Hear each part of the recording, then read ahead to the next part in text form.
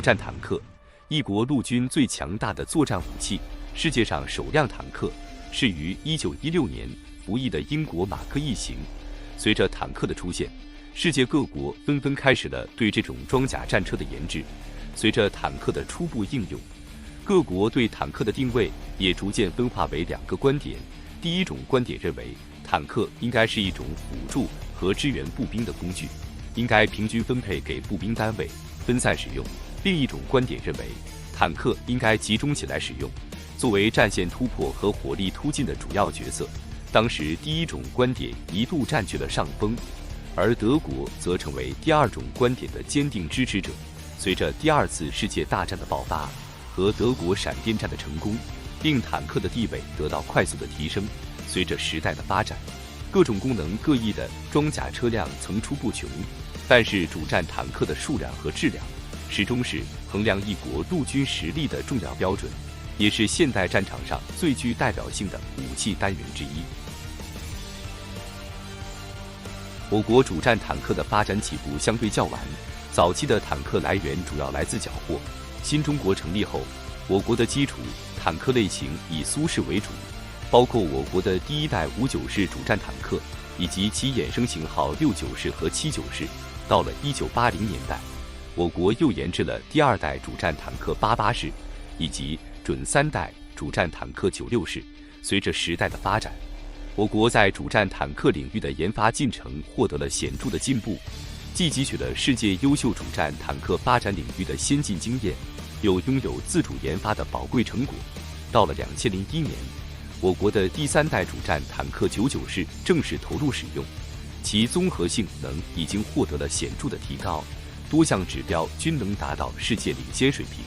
今天我们将要一同了解的，正是我国99式主战坦克的3期改进型，也就是大家熟知的99A。为何99A被誉为是陆战王牌？与世界同类武器相比有何特点？又在哪些方面具备领先优势？下面就让我们一同走进99A 型主战坦克，让武器沙漏与您一同领略陆战之王的风采。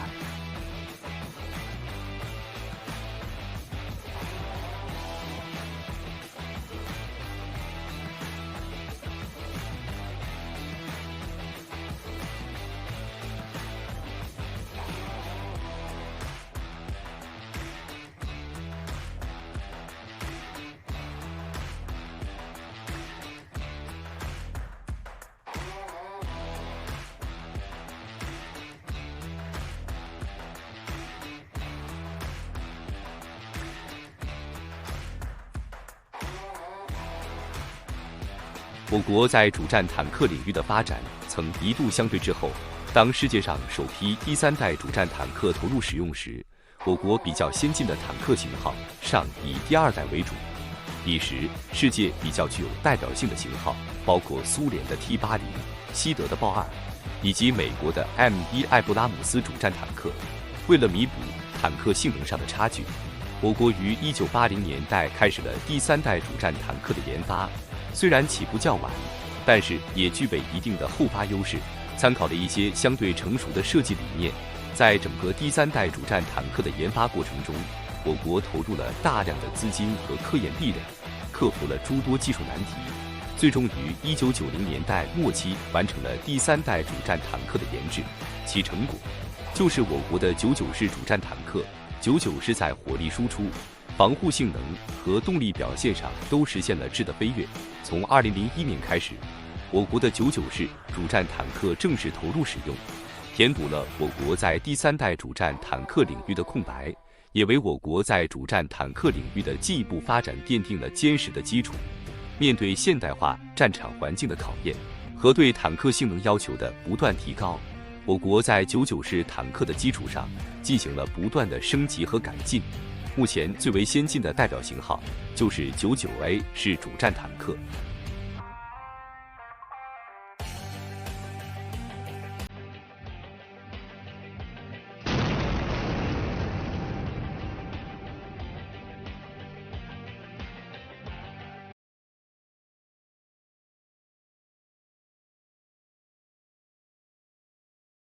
装甲是帮助主战坦克抵御攻击的最主要手段之一。最初的坦克装甲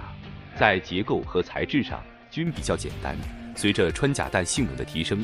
以及各类反坦克武器的发展，对坦克防护性能的要求也越来越高。现代主战坦克通常会采用多种装甲防护，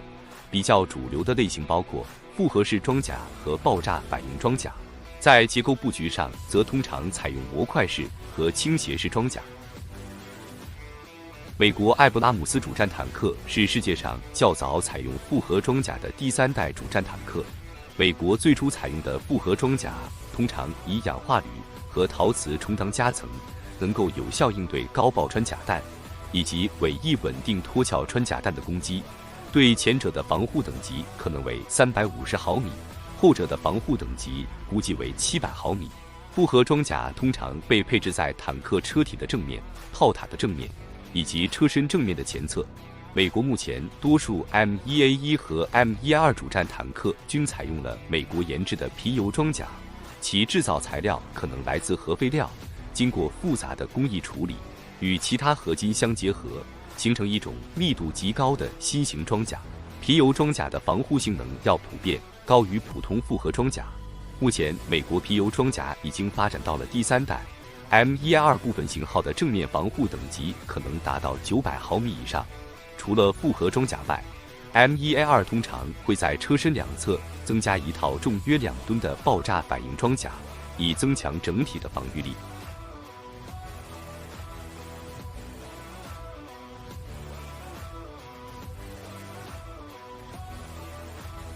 德国豹2系列目前较为先进的型号包括豹 2A7 和豹 2A7 加，两者均采用了新型的模块化复合装甲，运用了钨、钛以及纳米陶瓷材料，整体的性能有所提升。车体的防护等级可能在620毫米左右，炮塔的防护等级估计为1000毫米。豹 2A7 对底盘的防护性进行了进一步的升级，能够抵御一定强度的地雷和其他爆炸物产生的冲击，针对不同的任务定位，匹配了多种类型的复合装甲套件。比较先进的型号为德国研制的高级模块化装甲防护套装，简称 MF， 是德国研制的第4代复合装甲，采用了纳米技术和现代合金材料，重量相对较轻，但是防护性能得到进一步的提升。德国与美国的装甲技术很可能都源自英国于1960年代开始研发的乔巴姆复合装甲。尽管大家对复合装甲的概念已经不再陌生，但是其制造工艺依然十分复杂，其材料的使用、具体的性能指标仍然是各国主战坦克领域的绝对机密。日本的石式坦克采用了全焊接结构的闸压均质装甲，在车身的前部和炮塔的正面区域加装了模块化复合装甲。该复合装甲由日本研发，采用了纳米技术，融合了石墨纤维和陶瓷等特种材料，能够在重量更轻的条件下得到更好的防护效果。整套复合装甲采用外挂式布局，可以根据需求快速增减装甲模块。车身并没有配备爆炸反应装甲。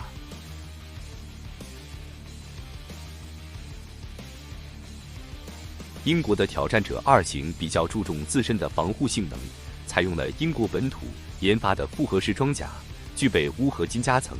增强了抵御动能穿甲弹的能力。车体外部可以根据需要加挂爆炸反应装甲，防护重点是炮塔和车身正面区域。在复合装甲的内侧还增加了防弹内衬，来减少破片杀伤的威力。挑战者2型估计采用了英国第2代乔巴姆复合装甲，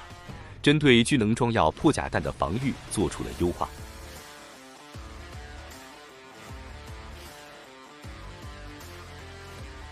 法国勒克莱尔主战坦克采用了模块化装甲，车体和炮塔采用了焊接钢板，可以根据需要加挂复合式装甲。勒克莱尔坦克的装甲厚度长期位于西方主战坦克的前列，在整体的设计上将装甲厚度发挥到了极限。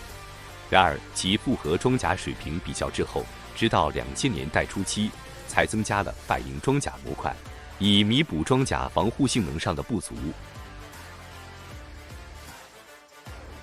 俄罗斯的 T-14主战坦克采用了孔雀石反应装甲和无人炮塔。3名组员均坐在炮塔前方的装甲防护舱内，防护等级估计为900毫米。车身及炮塔的正面、顶部和侧面配备了反应装甲，部分批次可能加装了复合装甲套件。T-14在防护性能上的优势，主要是采用了无人炮塔，即使炮塔被贯穿，也能够保证组员的相对安全。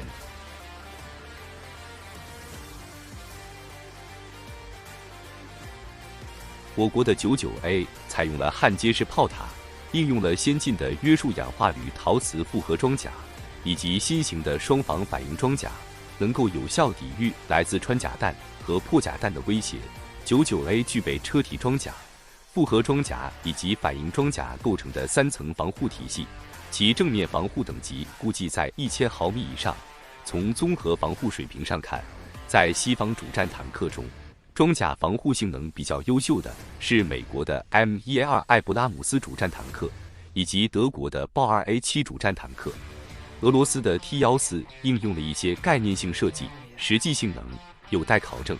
我国的99A 型采用了优秀的装甲模块配置，应用了自主研发的高水平复合装甲以及反应装甲，在装甲防护性能上与美德不相上下，正面抗冲击能力更为优秀，完全有实力抵御各类穿甲弹和反坦克武器的袭击。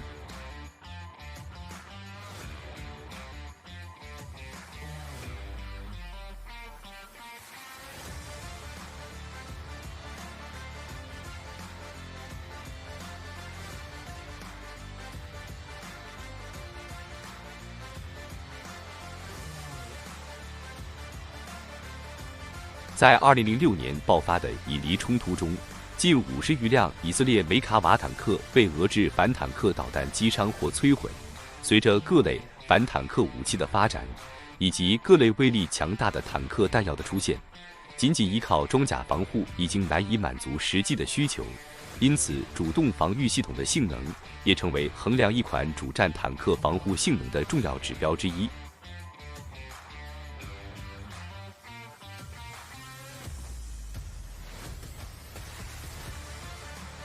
美国自2016年开始，对以色列战利品主动防御系统开始了各项测试，最终为260余辆 M1A2 加装了这套主动防御系统。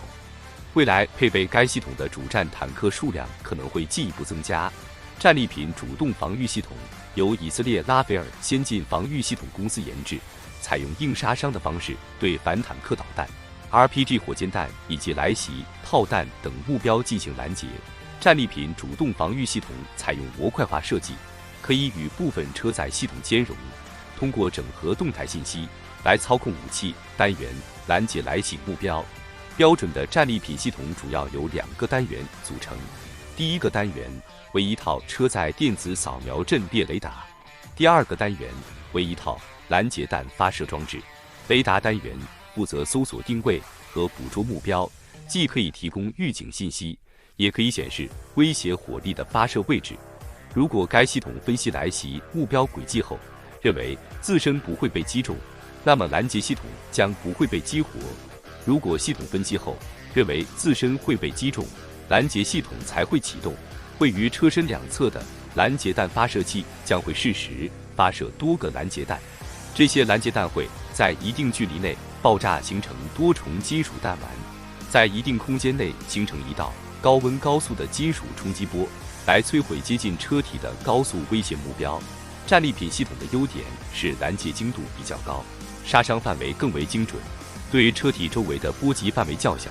缺点是仅针对反坦克导弹类型的武器比较有效，无法摧毁由坦克发射的一稳脱壳穿甲弹，仅能起到微弱的减缓作用。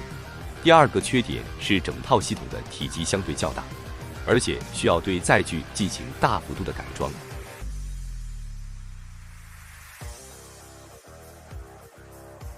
德国的豹2坦克可以选装主动防御系统，一种是由德国莱茵公司出品的硬杀伤防御系统，其优势是反应速度非常快，有效范围在10米左右，主要的防御对象仍然是反坦克导弹，对于动能穿甲弹的防御能力比较有限，仅能起到微弱的缓解作用。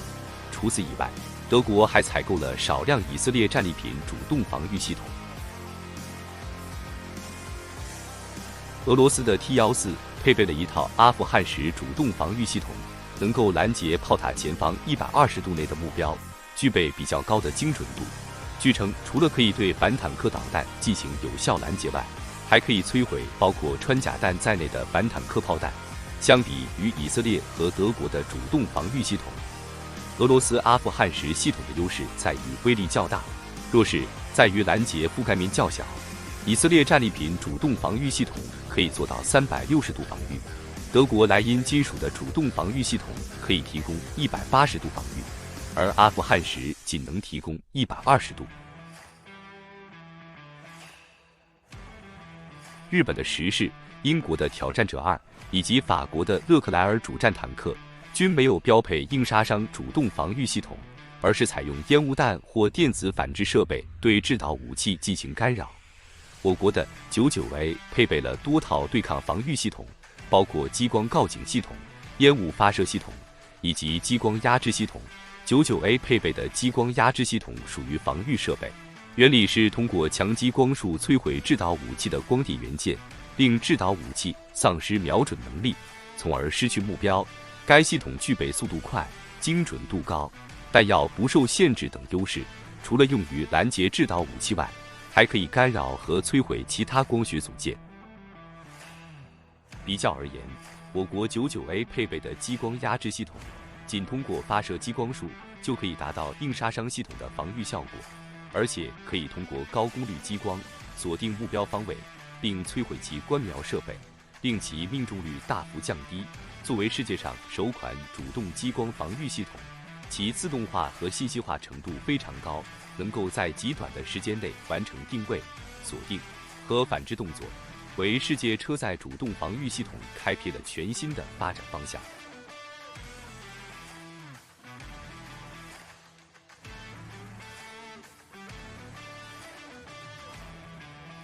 以上是本集的全部内容，更多精彩视频，欢迎您在今日头条和西瓜视频搜索武器沙漏。感谢您的收看，我们下集再见。